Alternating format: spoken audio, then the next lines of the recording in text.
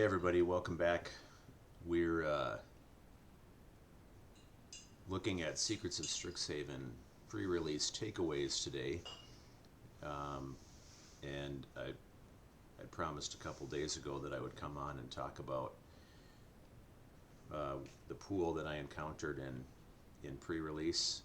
I went to pre-release last night, and I had actually a tough choice uh, selecting which themed box I was going to choose. Just as a reminder, if you haven't pre-released yet, um, it's different than what you may have seen from people on Arena early access earlier this week. Because on Arena, the the sealed format is 4 play boosters and 2 themed boosters that are seeded with cards specific to your school, your color pair. And in paper pre-release, the pre-release kits are 5 play boosters and 1 themed pack, which means they're going to be less streamlined than a lot of the things that you saw on online with early access. However, um, you're looking at my pool right now, and you can see that 1 themed pack is often plenty. So I had a tough choice between Strixhaven and Lorehold because um, I had a feeling that, well, early access said that Lorehold can have some just absolutely bonkers aggro decks, especially if you get seeded packs where you know you're going to get the correct density of cards. And that definitely proved out. I'm going to talk a little bit later about the Lorehold deck that I faced. But um, I opted to choose a Silver Quill pack because Lorehold, I think, in this format probably is only really going to play one way. And I think it's going to be really good at playing that one way. Like aggro, pull stuff from your graveyard, all those synergies. Um, this is not OG Strixhaven Lorehold. Not at all. This is a super, Lorehold here is a super aggressive red-white Boros aggro, and it has more tools than a normal Boros limited deck does to refuel itself, go get gas. I mean, the preponderance of flashback cards in this format means that you you have this artificial card advantage that you don't normally see in Boros. Normally Boros is play creature to board, play removal spell, things go in the graveyard. A card is a card, right? But now a lot of the cards are 2 cards because you're able to flash them back. And there's a lot of cheap flashback stuff too, which really fuels cards in Boros, like the 2 mana 2/2 that gets counters every time something comes out of the graveyard. Um, I'm forgetting the name right now. I actually have a build of this here. Oh, Spirit Mascot, yeah. So that's this card right here. This is a build I'm working on for Archetype Skeletons podcast on Monday. But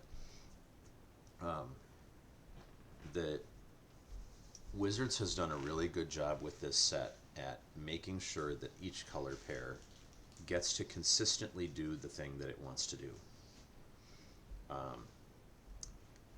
And you see that no better than looking at the 2/2s in the set, the 2/2 gold cards at common.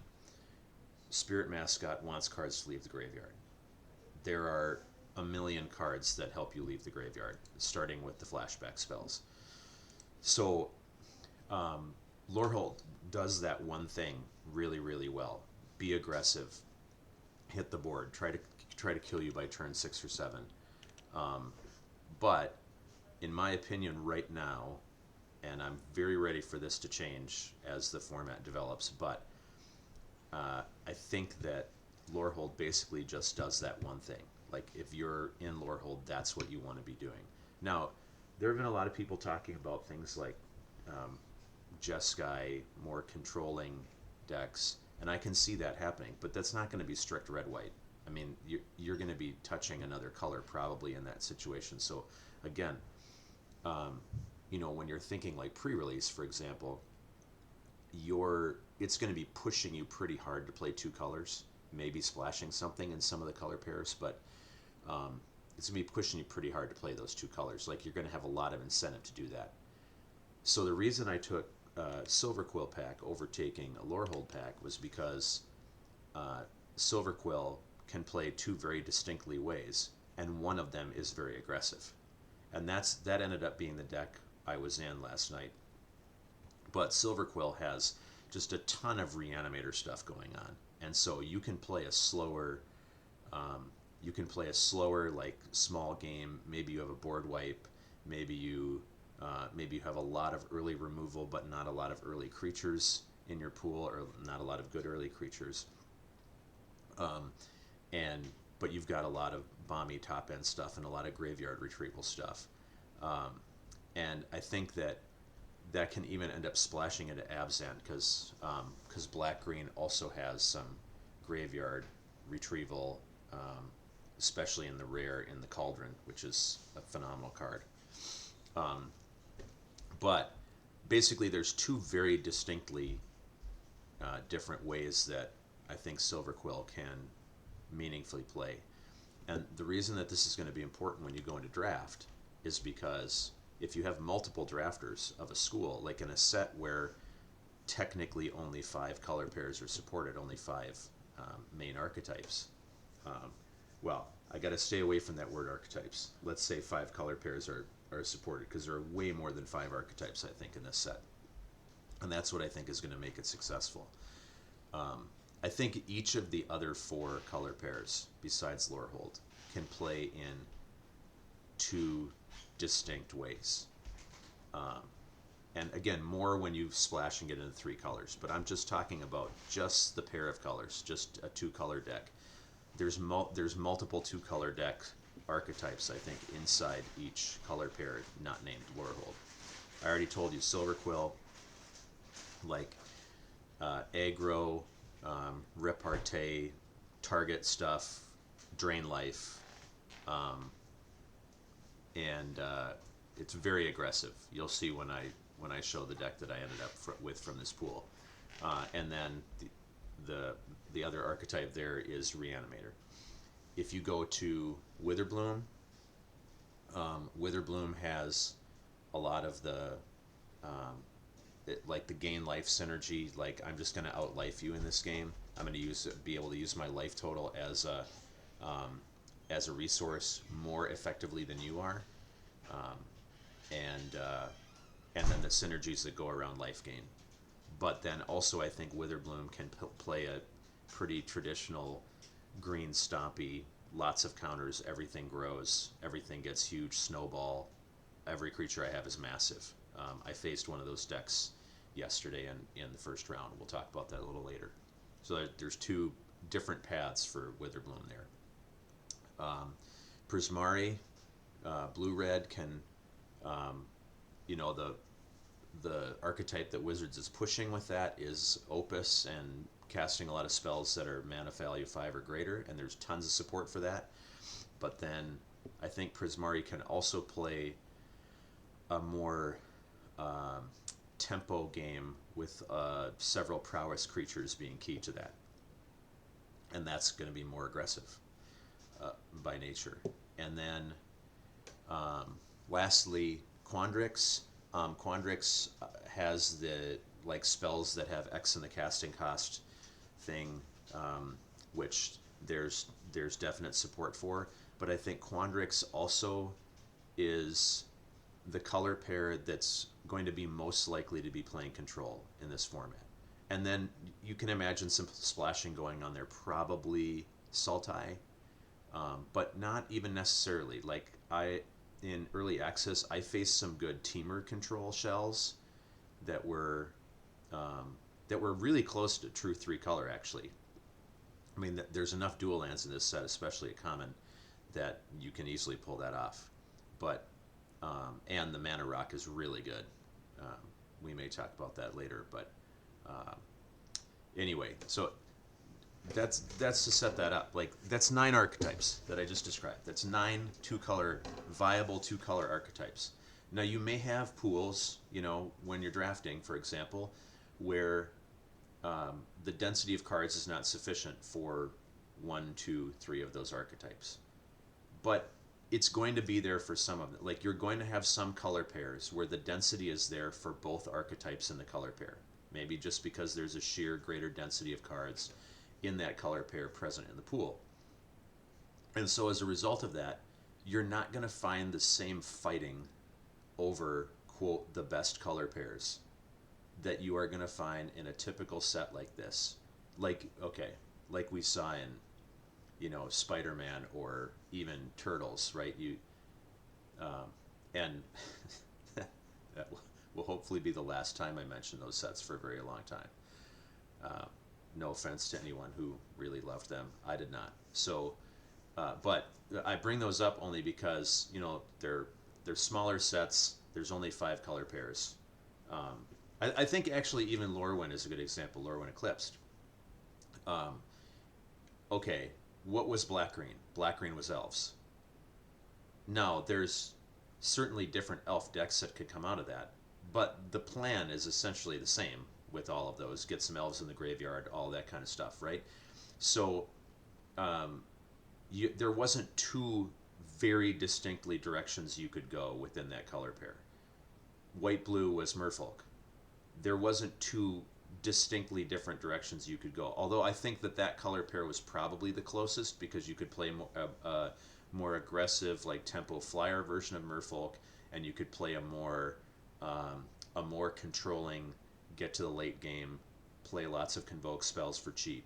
You could play that way in Merfolk. That color pair actually was probably the closest to what is happening here in Secrets of Strixhaven. Black-red was goblins and attrition and grind and ping, stuff like that, right? And then blue-red was elementals. It was the splashiest. It was the splashiest color pair, but and you could definitely get some blue-red decks that weren't elemental-centric, but it wasn't like you could play, oh, I'm going to play, this person's going to play blue-red elementals, and this person over here is going to play blue-red spells matter. You didn't have support for that in the cards to happen on a consistent basis. And so you ended up with, like, there's 2 or 3 people at the table that are drafting, you know, Golgari elves, but they're drafting Golgari elves. You're not going to see that in Secrets of Strixhaven. I mean, and actually, when you go into your draft, you're going to want to be really careful, because if you see someone is picking into the archetype in the color pair that you're on, it's not like another set where, oh, well, I can just be the second elf drafter at the table. No, but you could be the other archetype in that color pair at the table, and that's something that you're going to want to watch for, so that your pivot in Secrets of Strixhaven is not so often going to be to another color pair, especially because there's basically no support for not playing the 5 color pairs in some fashion. Like, that's going to have to be your base. It's not even like in Lorwyn, where you had, like, oh, there's bomb elementals in the other color pairs. Like, hey, there's not a Boros deck here, but there's a Boros, you know, mythic elemental that I might want to play, and maybe I can build around that a little bit and make like a makeshift Boros deck out of it, kind of centered around this bomb card. You don't have that here. There are not gold cards in the other color pairs, like, and there's basically no support for any other color pairs. Although I am planning on putting together an archetype skeleton for Dimir, like a Dimir control mill kind of a situation, which I think there's something there. And that's mainly like you start a draft and you get one of the key rares to it, and then you start to build around it, because probably no one else is gonna meaningfully want those. So anyway, that's how drafts are gonna look. Is start with the idea of there are 9 2-color archetypes, but they only apply to 5 color pairs. So you have the 1 in You have the one in Lorehold, and then you have two each in each of the other four. One in red white, two each in the other four. And then what's going to happen if you have, like I said, you're not always going to have the card density necessary in a particular color pair for both of those archetypes to be able to be pulled off in a draft, but you will have it in a couple. It has to be there because one color pair missing the cards, another color pair is going to have the cards. So you're going to have let's say that you only end up with two of the other four being able to pull off the other archetype. Well, that's 7 drafters, right? You're going to have support for the 5 color pairs pretty much, period. There's just too many cards to not be able to have that. So you're going to have one drafter in each of the 5 color pairs for sure. Let's say that 2 of the 4 color pairs that support 2 archetypes, you also have the other archetypes, sufficient density of cards for those. That's 7 drafters. So then you say, what does the third drafter do? Well, the third drafter probably plays some 3-color something. And again, there's support for that. So it's some picking up the scraps, but it might just be, well, I didn't quite have the cards to pull off this second archetype in this color pair, but when I support it with this third color, I have a deck. And I do think that there is also probably a confluence deck here with all of the cards that care about the number of colors of mana you spend to cast a card. I think that's probably a deck. Maybe not early in the format, although there's going to be a lot of people not picking those cards, I think, because they don't work really well unless you have 3 or more colors. But, maybe you can just call that last deck the confluence deck, because that player is going to be the only one at the table that wants those cards in any kind of density. So I think you're going to end up with a lot less feel-bads in draft because people are going to be able to get a deck. And it's yet to be seen, which decks are going to be the best. But I think I can give you some examples of certain decks and how they played last night from pre-release. So let's talk a little bit about the cards that were in my pool. I opened a Silver Quill black-white themed pool. And so let's look through some of those cards, starting with the gold cards first. I had 1 copy of Inkling Mascot, the 2/2 that can be sent into the air when you target something. It also surveils, which is a really important line of text on that card. I had 2 copies of Scolding Administrator, the 2/2 Menace, which is the best attacking 2 in at common and uncommon in Silver Quill. It can get big really fast, and it can start attacking immediately, which is very important. Your goal in aggressive Silver Quill is, can I get my opponent to single digits of life as fast as possible? Because Silver Quill has numbers of trinkety ways of killing your opponent out of nowhere when they're at single digit life. My magic number in my mind, based on playing Silver Quill in early access and playing it last night in paper and pre-release, that my magic number is 7. If I can get my opponent to 7, then I'm pretty confident I'm going to have the cards in the more aggressive Silver Quill builds to be able to kill them. I had 2 copies of Silver Quill Charm. Scolding Administrator, 2/2 Menace. When you cast an instant or sorcery that targets a creature, so it's not any target, it's an instant or sorcery specifically. That's an important thing to remember about repartee. It's not just you target a creature, it's you cast an instant or sorcery. It does not have to be from your hand, which means it can be an instant or sorcery that comes from a prepared creature that has a prepared spell, because those are all instants and sorceries. And then so it gets a counter when and you do not have to target this creature with the instant or sorcery. You just have to target a creature, not even one of your own. That's repartee. So, but when that happens, this creature gets a counter, and when it dies, its counters go into something else. So it's the perfect attacking creature, because you put counters on it. You want to attack with it because it has menace, and then when it eventually dies, you don't lose the counters that it's accumulated. It's a really, really, really good creature, and very difficult for your opponents to deal with because it has lasting power. 2 copies of Silver Quill Charm. From the charm cycle, the Silver Quill can either put 2 counters on a creature, exile target creature with power 2 or less. Really read those words carefully and try to memorize that Silver Quill charm. Exile, power 2 or less.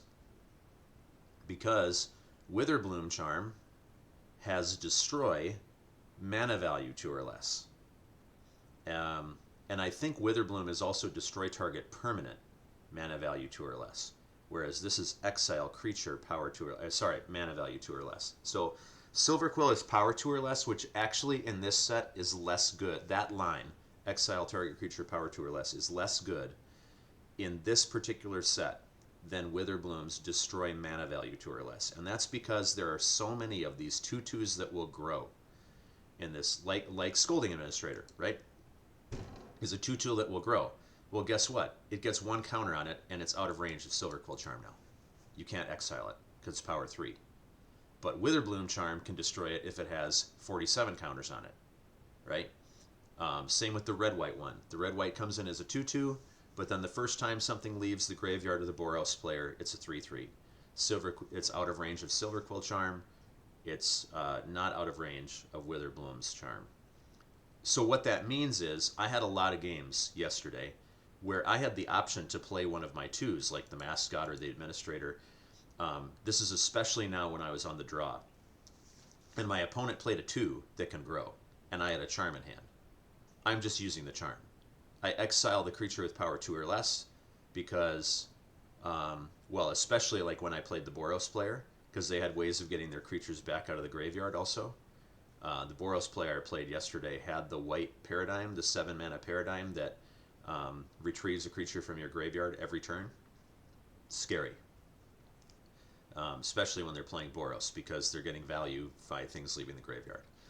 But I wanted to just eliminate that creature right away, because my charm, yes, I had other black removal spells that could have dealt with those creatures, but I wanted to save those black removal spells for the better creatures. Or creatures that naturally came in with 3 power, where Silver Quill charm would never work.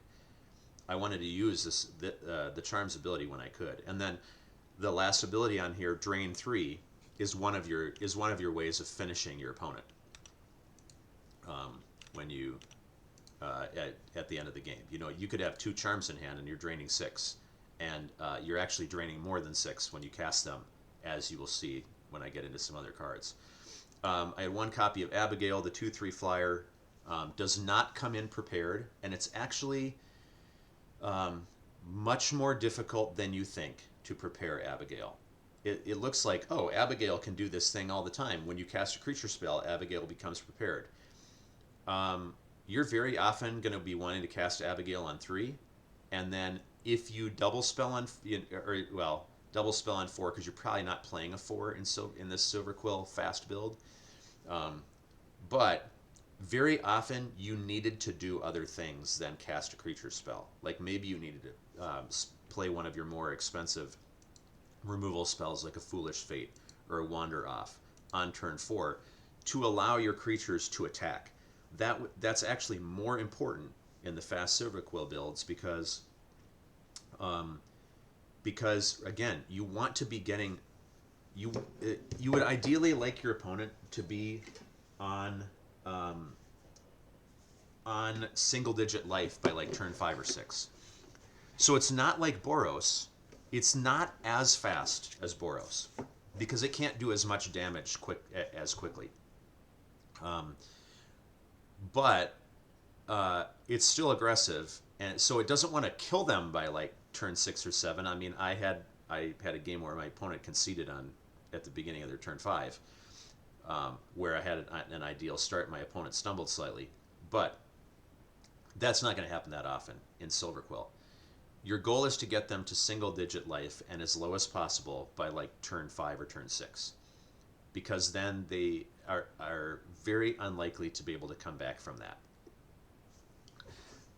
So a lot of times you play Abigail on 3, and then you'd play like a removal spell or maybe combat tricks that allow you to get a successful attack and maintain strong control of the board on 4. So that was just my experience with this card. I played Abigail in a lot of games, and I think I prepared her once. The other thing is that Abigail's a flyer, which means Abigail has a target on her back. Um, she wears counters well. Your opponent has a lot of incentive to use their removal spells on her. Um, and it's by the way, the fact that Abigail has a repeatable prepared spell because she can become prepared multiple times, and she can put a counter on a creature, but the that counter costing 2 is very meaningful. Like there's the let's see, I think I had a copy of it. The Adventurous Eater is a good comparison in this set. So Adventurous Eater enters prepared, different from Abigail. It's a common, right? It's a 3/2 for 3. Unexciting. Will very often not be able to attack when it comes in and with its stats, right? It's a decent blocker, which is important, but it comes in prepared, and then for 1 mana, you put a counter on a creature and you gain a life. And you might think, well, why does Abigail is an uncommon, Adventurous Eater's a common? That sucks, right? Like, but so Abigail's ability costs 2 because Abigail can become re-prepared and just it becomes a mana sink. You can just do it over and over. But Silverquill is not looking for lots of late game mana sinks because Silverquill wants the game to end earlier. So at least with the fast stuff. So you might see Abigail. You might see Abigail be have the counter aspect be far more successful actually in like the Reanimator build of Silverquill, because you're going to be playing later in the game and you're going to have a lot more mana to sink into things. And by the way, if you're playing Reanimator, you're likely playing a pretty decent density of creatures because you want to be able to pull things out of the graveyard. And then you're playing more creature spells, and then all of a sudden Abigail's ability replaces maybe a couple of instants and sorceries that you cut and you're not going to play.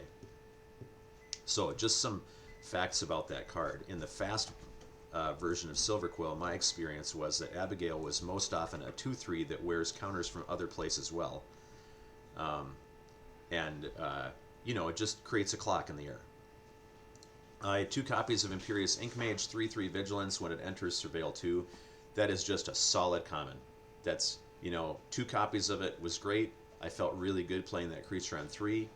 Smoothed out my draws. That made sure I found my 4th land.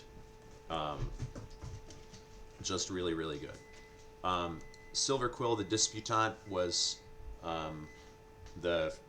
the rare that I pulled out of my dedicated Silverquill pack. It's okay. It's a mythic. It's obviously great. I had a couple games where I played it on 4. In one of those games, my opponent killed it on their turn. Okay, you kind of expect that that's going to happen. It's going to get targeted. In the game where Silverquill did not die, I had played Hop to It the turn before, and then on my turn 5, I just sacrificed one of the rabbits to Silverquill. This is like perfect curve here. These 2 cards existing in the same deck, right? Because the rabbits are just fodder for the dragon to eat and gain magic power. So on my turn 5, I sacrificed a rabbit to Silverquill, and then basically doubled Wander off, exiled both of my opponent's creatures, attacked for 7. My opponent was then at 8 life. They drew their card and conceded. I had 2 more removal spells in hand for Silverquill to be able to potentially double with rabbits. And so basically, if they did not draw a card that removed the dragon, they lost the game. Yeah, that's going to happen sometimes with that card. I was intentionally playing Masterful Flourish as primarily protection for Silverquill. I never used it in that way. But that was basically an easy way to be able to play Silverquill on turn 5 and survive. So that was one of the reasons I included this card. This card ended up being an absolute hero for me for all kinds of other reasons than that. I really was very happy having a copy, and I think Silverquill fast builds will want one for several reasons. So those were my white-black cards. You can see some of the other cards that were in the pool. Silver Quill will sometimes want to splash green, but none of these cards. The only one I considered was I had Witherbloom, the literal namesake. Witherbloom affinity for creatures, and then instant sorceries you cast have affinity for creatures, but my spells were all mostly really cheap. And I had lots and lots of gold cards.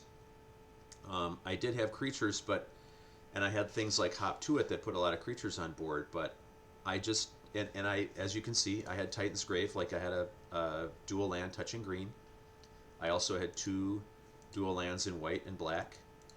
So my mana was good, but it wasn't worth making my deck less consistent by splashing to play Witherbloom.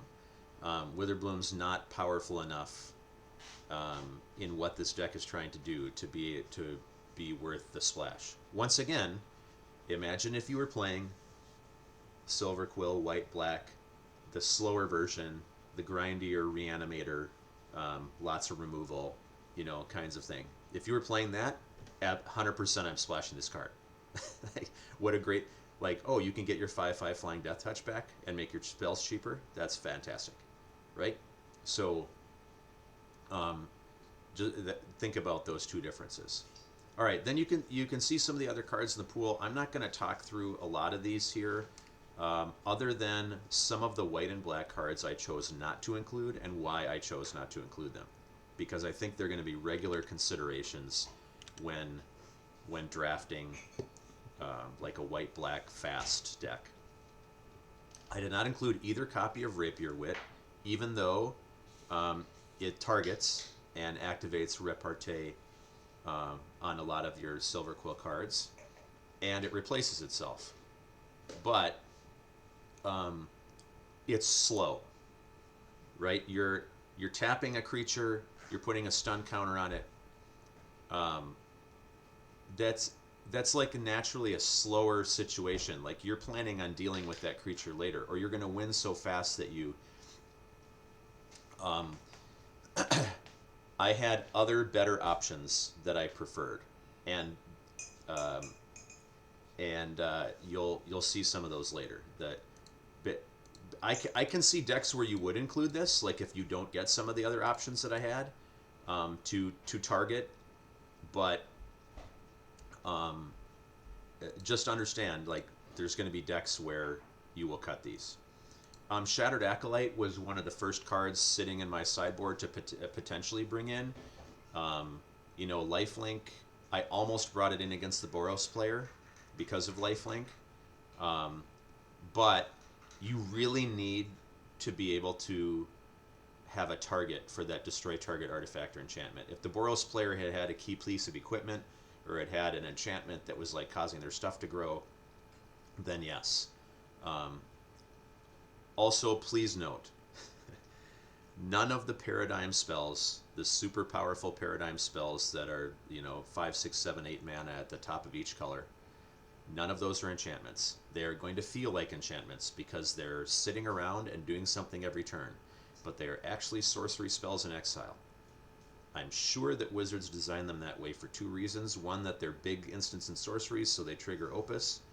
And also because they wanted super powerful enchantments for people to be able to draft and build around that could not just be destroyed by a naturalize effect. So it's not that there aren't enchantments and stuff you're going to want to blow up. There's some really powerful ones, and like destroy target artifact, like you're going to want to blow up that Golgari Cauldron that it can retrieve things from the graveyard. That rare it's a regular rare and not a mythic, and you're going to want to blow it up.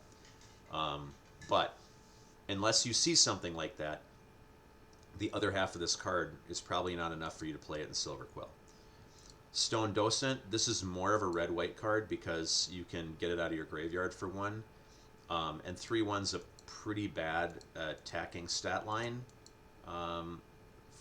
Because you've got a lot of like pests running around in black-green, and even just things like this card in white that's making a 1/1 Inkling. Like there's 1/1 Inklings flying around. There's enough 1/1s. Even Hop to It. It's only an uncommon on the bonus sheet. Like you're going to see it plenty of times.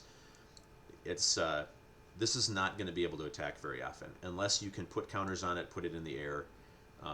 It's better as a staple common in red-white. So I did not play either of these. I did not play the Glyph Mage, the 3/3 that makes a 1/1. I had better things I wanted to be doing on turn 4, mainly playing removal spells or double spelling with 2s, because I had a lot of really good 2s, as you saw over here. I did not play Honorbound Page, the 3/3 first striker that enters prepared and throws something into the air. Again, that's a card that I could see playing more in the Reanimator deck, because the 3/3 first striker is a super annoying blocker and can potentially throw one of your big creatures into the air, because you're going to play taller there more than you're playing wide. And I did not play a Johnny's Response. That's a more controlling defensive card. In black, cards I did not play, I did not play Adventurous Eater. I think it's actually going to be pretty rare that you're going to want to play this in black. The gain life is going to matter more to Witherbloom, but you need to think of this as a 4-mana 4/3 worth of stats that gains a life. Yes, that's split up. Yes, you get to cast a sorcery. It's not very exciting. I don't think this card's stats are going to end up being very good. I played almost all of my black cards, so there's a lot of good black cards, by the way, a lot of them. I didn't play this. The only others I didn't play were the Scathing Shadelocks, the 4/6 that doesn't come in prepared but becomes prepared at the beginning of your next turn. So unfortunately, it can't affect an attack the turn it comes in. It can only affect an attack on your next turn by giving something +2/+0 in Death Touch, but then it becomes re-prepared every first main phase, so you don't even have to do anything to prepare it other than it's sitting on the board. But again, this is a big creature that is going to matter if the games go long. Like, it breaks board stalls in long games. Think the Reanimator deck more than a fast deck. And then I did play Sneering Shade Rider, like the what's the fairy card from Wilds of Eldraine? It was basically a very similar card, right? The 3/3 for 5 that drains for 2, 3/3 flyer for 5. It was good there, and I expect it to be good here. This is just going to be a good, solid common. Come in, drain. Again, when are you playing this card in the fast deck? At a time when you're trying to finish off your opponent. So you play, very often I played this on 5. Here's a 3/3, it drains you for 2. You're now at 9 or 8 or 7 life. And now I'm presenting a 3/3 flyer clock in the air. And I probably only need 2 turns of it to kill you because of other drain, and maybe only 1. You might only need 1 hit out of this card to pull it off. So I'll move now to the actual deck. Just letting you see the pool. There's obviously nothing dissuading us from playing white-black out of that white-black pool, and this was the deck. So you can kind of see how it curves out and where we are with creatures and non-creatures. You might think we're a little bit creature-late initially when you see creatures 13 and other cards 10, but you need to recognize that Hop to It is functionally a creature card. It's making 3 rabbits, and Antiquity is on the Loose is 2 creature cards in 1 card. So that was one of my 3 rares that I played. Only played 3 rares, so don't get the feeling like, wow, you had bombs everywhere. Not really. I just had a sufficient density of commons and uncommons. So Antiquities, 3 mana, make 2 2/2s, great, and then flash it back, and you basically at minimum make 2 3/3s because you make 2 more spirits and put counters on them.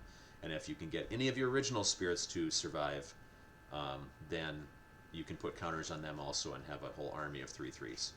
This card is obviously better in red-white because it's coming out of the graveyard with flashback, and red-white has other ways to make spirits. So you can have a whole board full of them and go super wide. But it's just a good card. Like, make bodies, right? And this was... this does not target, so put a counter on each spirit you control, so you're not targeting your spirits, so you're not triggering repartee or anything. But it's just a really good card. Like, two 2/2s for 3, and then 2 3/3s for 6 at minimum, if not other things, and you know it's a lot of value in one card. So those are secret creature cards here, right? So really, I'm 15 creatures, 8 non-creatures, and so what was I playing? I had 2 1-drops, one in white, one in black, Elite Interceptor, and the 1/1 Death Toucher, which did a lot of work as a defender. You know, eat the opponent's biggest attacker. Had a lot of 4/2 green tramplers that attacked through this Death Toucher to deal me damage, but I was perfectly happy to trade that. All right, now one of my favorite cards in the set, and this is my early choice for the top black common. Melancholic Poet. 2/2, just a normal 2/2. It's not going to be attacking very often. When you cast an instant or sorcery that targets a creature, you drain your opponent for 1. Please note that I had 2 of them. I only had 1 game where both of them were on the board at the same time. But in that game, I was playing, that was in the final match of early access yesterday, and I was playing the Silver Quill Mirror against another fast Silver Quill deck. And that fast Silver Quill deck had some tools that I did not have, like it had 2 of the 3-mana black spell that gains 2 life and pulls back 2 of your creatures from the graveyard. Awesome. Refuel, refuel, refuel. And it also had the black rare that is a prepared creature and has Reanimate as the single black mana sorcery that can reanimate from either graveyard, and all it needs is 3 creatures in its own graveyard. Some scary things I was facing. In one of the games, I think this was the one game out of the 3 that I lost anyway, but I survived for a very long time because of this. I had double Melancholic Poet on the table. My opponent had me down like 17-6. My opponent would attack. I'd be able to block some stuff. My opponent would get me down to like 2 or 4 or something. I would cast 2 spells on my next turn that targeted things. Melancholic Poet would drain for 4, and I'd be back up to 6 or 8. And it was, you know, just made my opponent have to take a really long time to grind me out in that situation. Now, that's when I was down. It kept me alive very easily when I was down. But when I was aggressive and on offense and my deck was working according to plan, this is where I was saying, now imagine if you have Silver Quill Charm at the end of the game. Now you cast it, you drain for 3, and you have now draining for 3. Like each opponent loses, you're not targeting the opponent, and plus repartee requires that you target a creature. Not target anything. You have to target a creature. But the first 2 modes of Silver Quill Charm give you an option for still draining for 1, but doing something else. Exile a key blocker. Put counters on your creature to, you know, increase the power of your flyer in the air. I had lots of games where my opponent was single-digit life on, like, whatever, turns 5, 6, 7, like I mentioned. I had 1 poet on board. But then what happened is play Flourish, drain for 1. Play Dissection Practice, drain for 2, and increase the power of one of your attackers.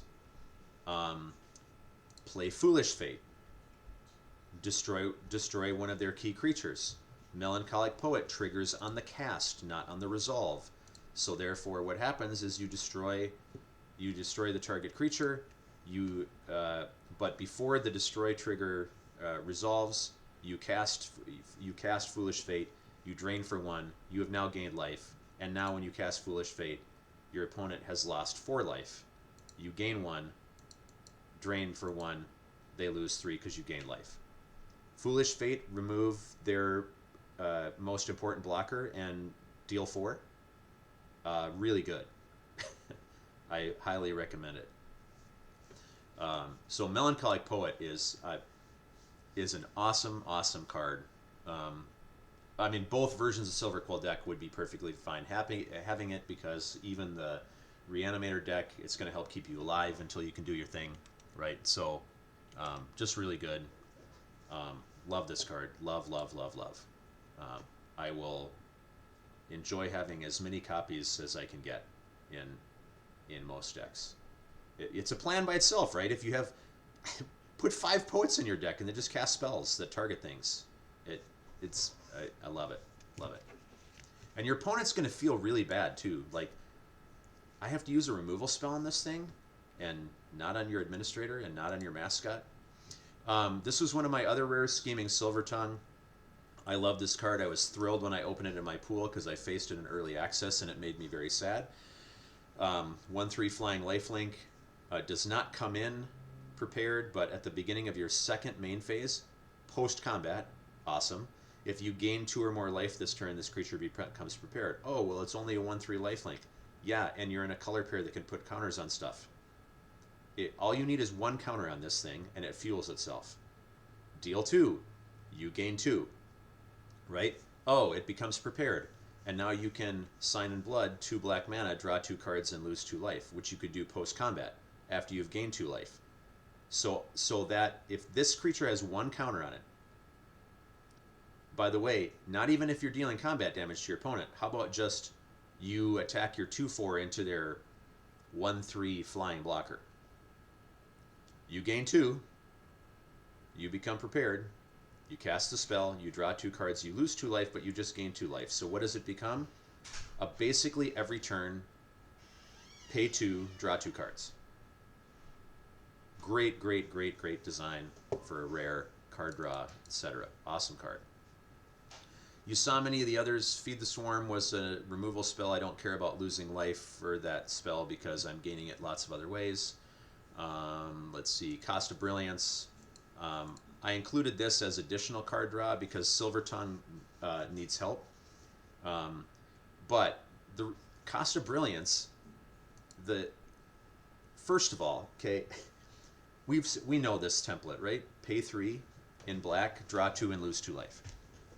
It's target player, not just you, which means it can be one of your finishers. Drain, drain, deal, done. But to put a counter on a creature is so important in this set, because if you put a counter on something, you've triggered repartee, which means, like, a lot of times I would have a game where I didn't have an ideal hand, but I'd play a poet on 2, and then I play Cost of Brilliance on 3 to fuel up and improve my hand. And all of a sudden I draw 2 and lose 1. And my opponent loses 1. Imagine what this card, how you'd evaluate this card if it said, you draw 2 cards, you lose 1 life, your opponent loses 1 life, put a counter onto 1 creature. Because it was that way very, very, very often. And then I had Wander Off, which was nice for exile. But there you basically see the deck. In round 1, I faced a Witherbloom deck, black, green, splashing blue. It was splashing... no, I'm sorry. That's not right. It was a Quandrix deck, green, blue, splashing black. Splashing black for some removal. But this deck was bonkers. It had all of the tools. I will open a new tab in Sealed Deck, and we'll open the full set here. And I'm going to show you some of what I was facing. Let's see. This deck had Ambitious Augmenter, 1/1 with Increment, and when it dies, you put all the counters onto a fractal. Thankfully, I never saw that on turn 1 from this deck. This was a Quandrix deck with 5 1-drops, and they were all good. This deck had Exhibition Tidecaller, the 0/2 that mills when you have Opus. Important related to that is that this deck had the green paradigm. So the cheapest paradigm puts 2 counters on each creature you control every single first main phase. But please understand that you are also casting that spell each first main phase. It's getting cast out of exile every time you hit a first main phase. So you know what that does? When this is on the table, it mills you for 10 every turn. Yeah.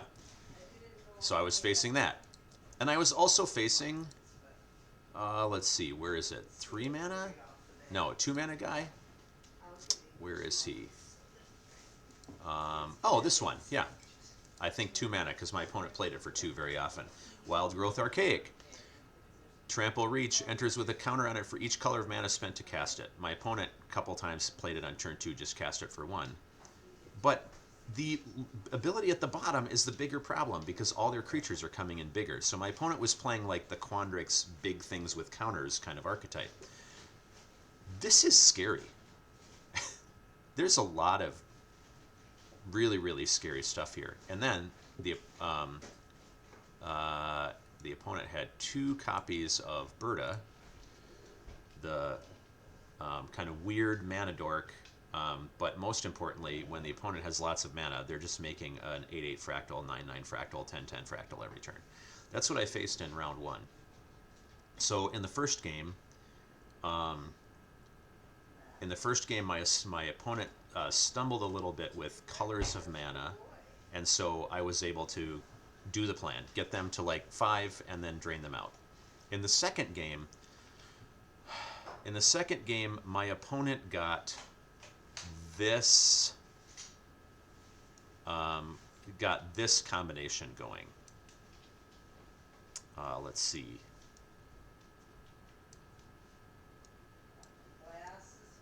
Yeah, this one. Here, my opponent got Practicum in play. I was able to remove their. I was able to focus on just remove their stuff so they don't get triggers of Practicum. But eventually they got Berta on board, and this is putting counters on Berta, which is giving them additional mana, which is allowing them to tap Berta and create just massive things. And the only reason that I won that game was because of... Oh, did I forget a card? I forgot a card, which means there's a card in here that I played.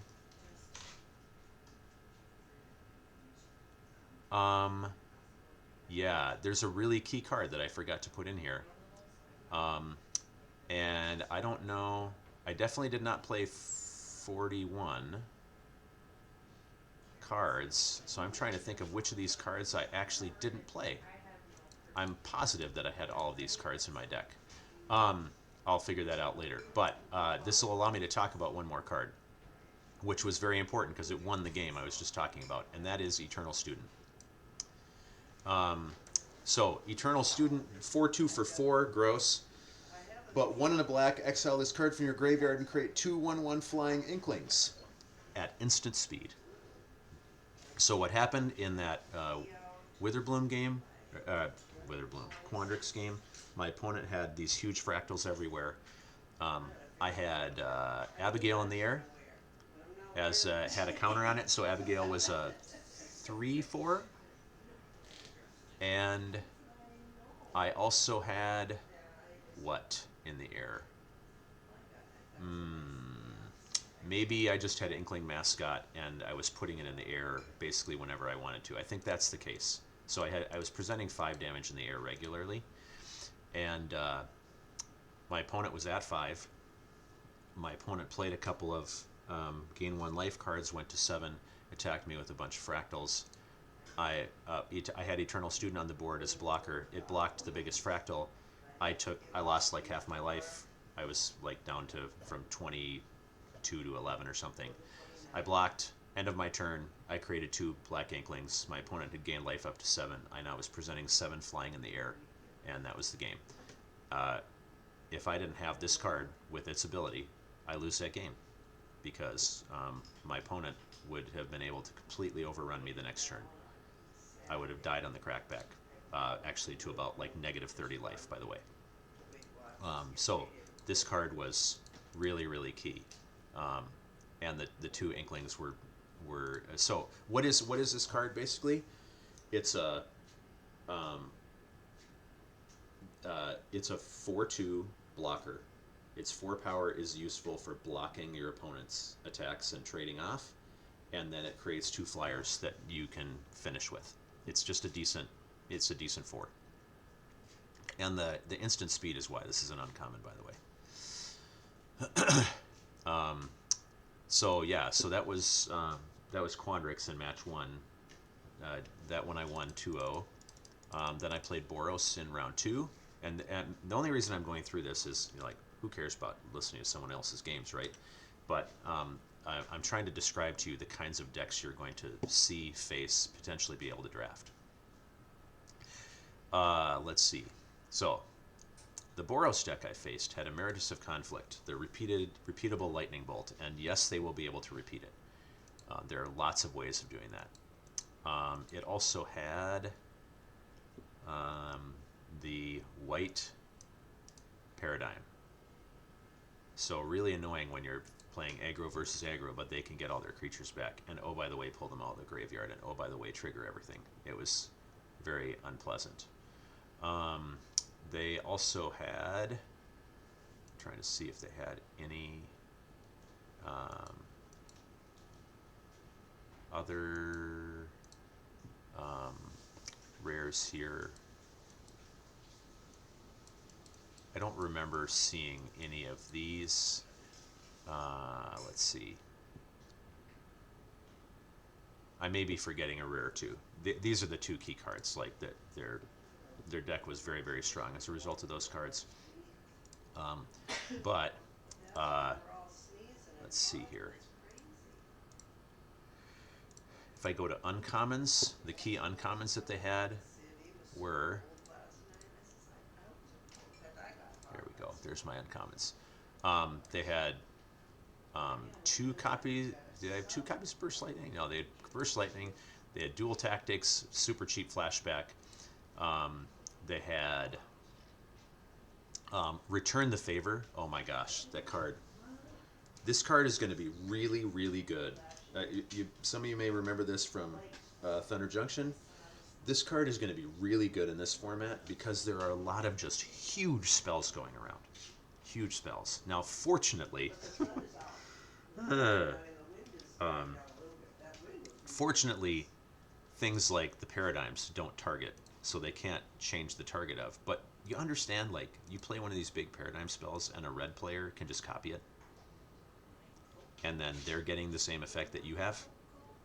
This is, and then think of all the just huge Opus spells that, you know, like, let's see, like which one? Where's a Nutso Opus spell?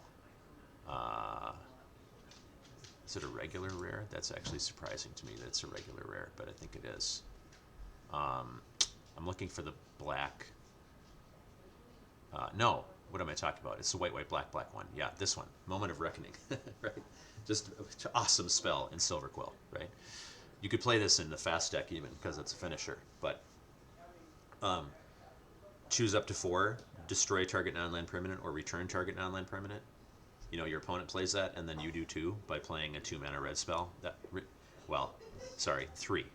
3 to copy, 4 to copy and change. So here's what happened in my matchup.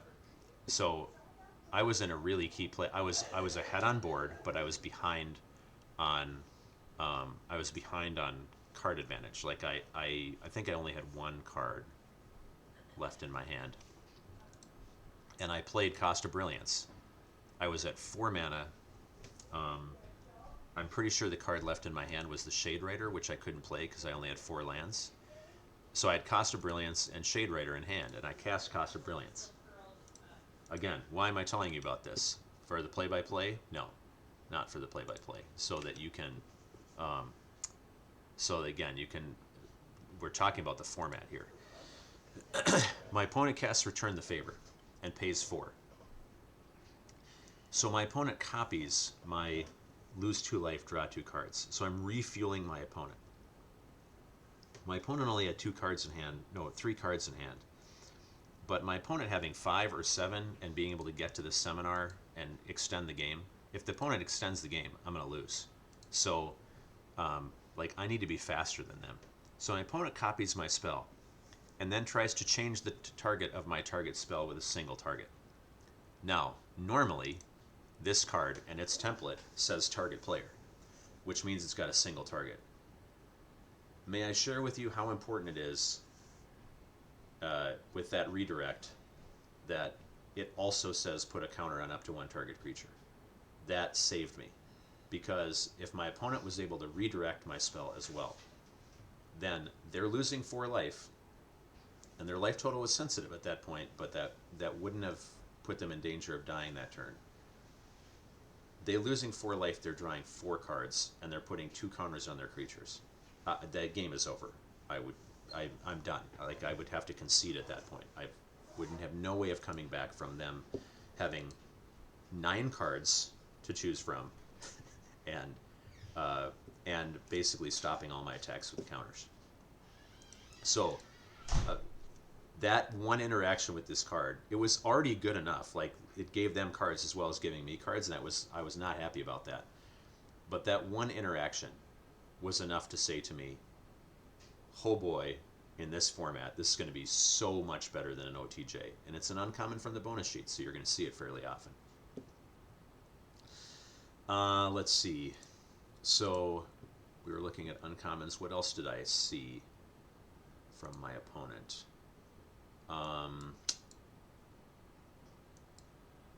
Let's see. I mean, plenty of removal, tons of removal, and let's see. Let's look at the red-white cards. They had a copy of Curel. They had a copy of Lorehold Charm.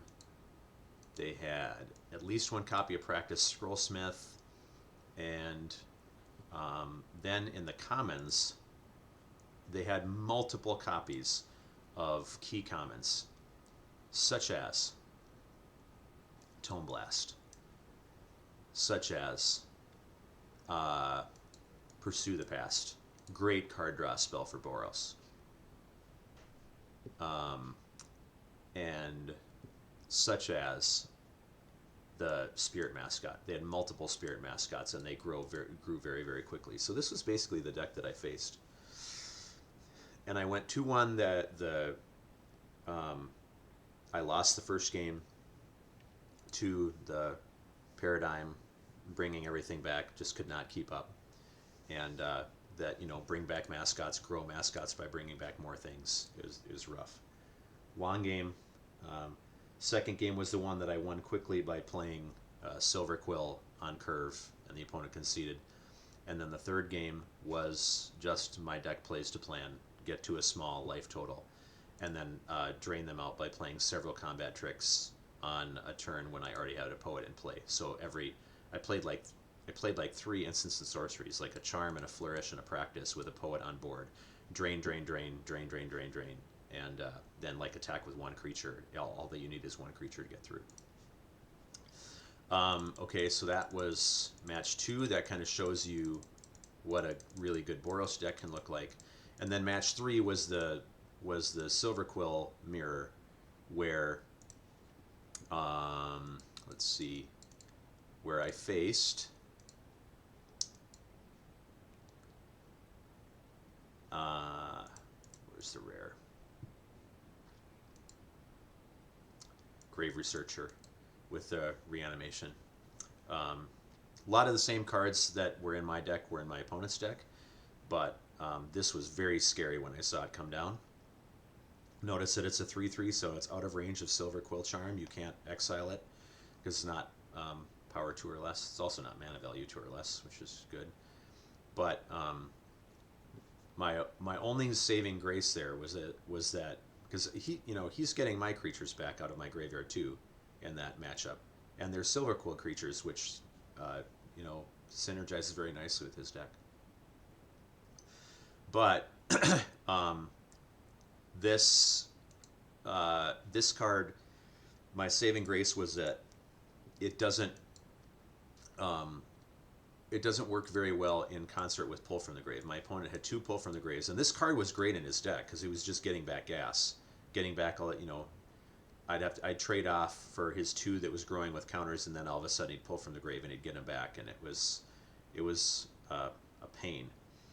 But Pull from the Grave is pulling the things that you need to activate Researcher, and so he was never able to actually cast Researcher. This is obviously like a rare that you could build that Reanimator deck around. There's so much reanimation, but was able to win matchup 2-1. So hopefully this was helpful to you. Talking not only about okay, a decent deck, what some of the archetypes, what does Silver Quill look like, but also some of the other decks that I faced and what made them good. If you haven't played your pre-release yet, that'll give you some ammunition going into your pre-release, like what do I want to choose, what do I want to build. And then I would encourage you to join us on Monday. It will not be on this channel, but it will be on Sirkowitz's Magic Numbers channel, that we're going to do our archetype skeletons.